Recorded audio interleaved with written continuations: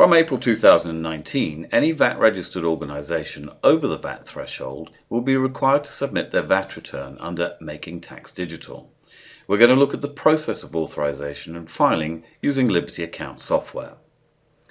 Within your organisation HMRC menu, you have MTD authorisation. At this stage, it's only for the VAT 100. Once you click Submit, you get the HMRC's website open in a new window, and you'll log in with your user ID and password. You'll now receive validation from HMRC to complete the process, which should be entered on their website. Once signed in, then you're going to grant authority for Liberty Account software to be filing your VAT return. This is updated for you in your VAT configuration. For filing itself, you simply click on HMRC VAT 100 and then click Accept. The filing is immediate and you'll get notification that it's been filed directly with HMRC.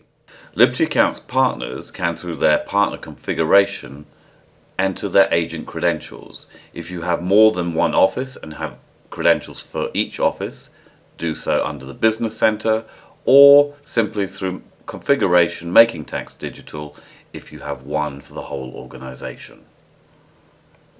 For more information on the process of Making Tax Digital and how easy it is with Liberty Accounts, please feel free to contact us.